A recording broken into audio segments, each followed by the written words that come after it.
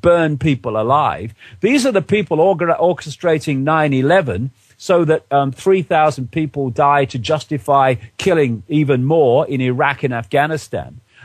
This is the mentality. And, you know, I've been saying for years to people, do not, please, if you want to know what's going on, do not judge what these people would do by what you would do, because they're not like you. Right. You say they'd never do that. No, you would never do that. They do, and they do it all the time. So because they have this lack of empathy in any way, shape, or form, they can orchestrate the world to cause mayhem. They want to cause mayhem.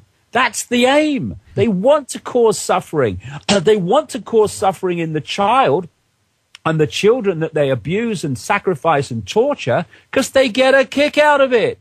They want mayhem in the world in general by manipulating the banking and economic system and wars and suffering of various kinds. They want that because they get a collective kick out of that. They want the mayhem. It's not a mistake. Oh, look what they've done now. How silly. Look what's happened now. They wanted it to happen.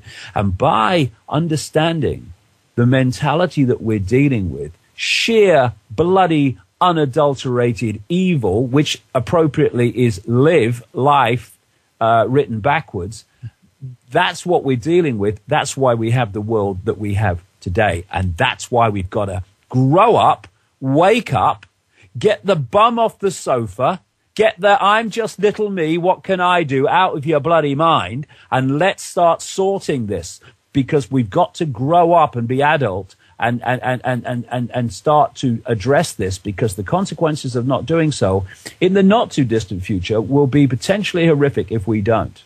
But people are beginning to, and that's magnificent news. Absolutely, and hopefully there are a lot of people joining, both Hollie, Anne and Robert as well. I know that they have a lot of events coming up, primarily now around UK, but it seems to me then that these cases are blooming up, so to speak, in various parts of the world at different times. It's almost like there is always one place in the world where it's currently being a little bit exposed, if you know what I mean. It's been in Portugal before, in Belgium, as you mentioned before. It's been up here in Sweden back in the 70s. It's bloomed up a year or so ago. It's been in Mexico, if I didn't mention that before. America, obviously, as you say. But it never takes root, so to speak. It never really blooms, and the major connections are made. They're made by people like you, of course, and people who are following your work, and other researchers who can figure this stuff out. But the trick here, so to speak, the difficult part, what we're faced with, is to get the dots connected for the people who are also coming to it for just running across this in the alternative media, or eventually, hopefully, down the road in the regular media as well, and begin to connect all these dots, because that's essential as well in this place, because otherwise it's just another little incident that just, oh shit, that was not good, happened up in Scotland, but I guess it's over now, and then we're back to sleep again, and that's the danger here, David. Yes, it is, and that's why we've got to keep shouting loudly about this case. We've got to pursue justice for Hollie Greig and her wonderful, wonderful mother, Anne. I've never met them, but I've heard them on the radio and stuff, and I've never met Robert Greene. Though I keep meaning to have a chat with him. I'll do it shortly. But they are such wonderfully committed, genuine, solid people. That we need to give them all the support that we can. But, if we go a little bit deeper on this, 20 years ago, when I started this journey, I learned very early on, through various means I talk about in a book, it's at the printers at the moment, that there was a vibrational change coming. The title of the first book I wrote after I had my experiences 20 years ago was called Truth Vibrations. That's what I call these vibrations. This energetic change that is coming. And even though it's coming, it's getting more powerful all the time. It's here. And what I was told, what I understood at that time, was that these truth vibrations were going to do two things. One, they were going to break up the density of people. And in effect, they were going to open their minds, and they were going to start to awaken to a much bigger understanding, both not of the world, but also of themselves. and who they are and what they really are, as opposed to what they see in the mirror. And the other thing that these truth vibrations were going to do, I was told then, is to bring to the surface all that's remained hidden. Now, 20 years ago, there was no evidence or sign of this whatsoever. But look now, Henrik. Look around the world now. There is an awakening going on. People are now in very, very large and increasingly large numbers looking at the world and themselves in a completely different light. And what has happened as this 20 years has unfolded?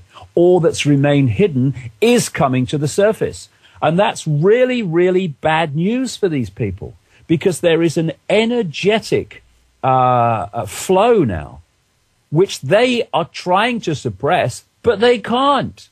They can't do it. And in the next few years, revelations of extraordinary kinds, both in relations to physics, the nature of reality, and what these people have been doing, are going to come to light more and more and more. And I've understood something in the last few years, which is so bloody obvious to me now. This Orwellian attempt to put the lid on humanity with the microchips to suppress us externally through the microchip, with the attempts to suppress freedom of speech, to control centrally all areas of life, to impose this Orwellian state with greater surveillance all the time. This is not actually primarily to gain more power. It's to hold on to the power they've had all along covertly, because they know that this vibrational change is coming, and they are desperately trying to mitigate its effects.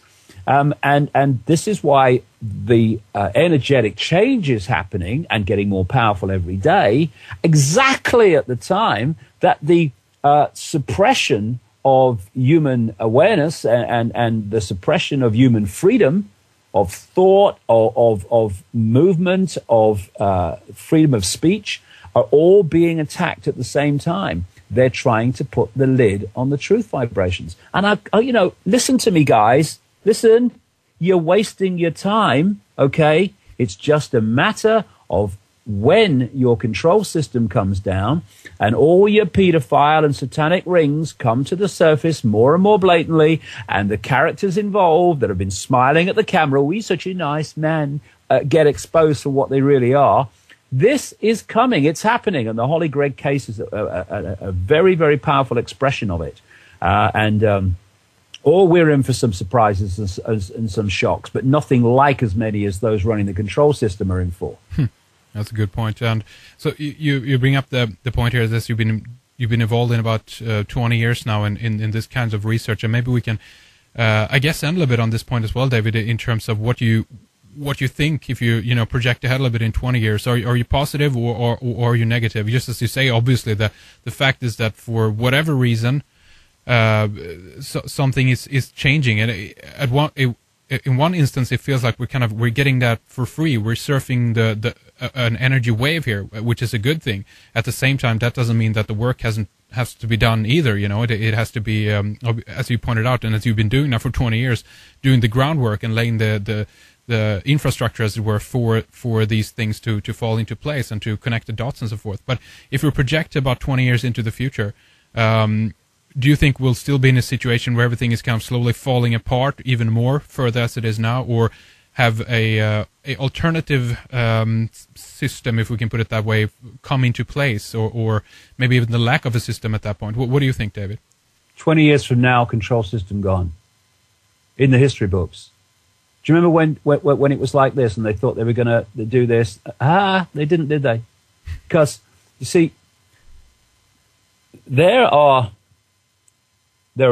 some people that think that the control system is all powerful, and those running it are all powerful, and those behind it who are of a non-human type are all powerful. No, they're not. Yep. They're stupid. They're idiots. I mean, and they're frightened idiots as well, because anyone that wants to control to the scale that they want to control is suffering from massive extreme insecurity. And these people they're frightened. That's why when you run at them, like the Scottish bloody paedophile satanic ring, I mean, they scatter. They don't know what to do. Oh my God, I want me mum. Yeah.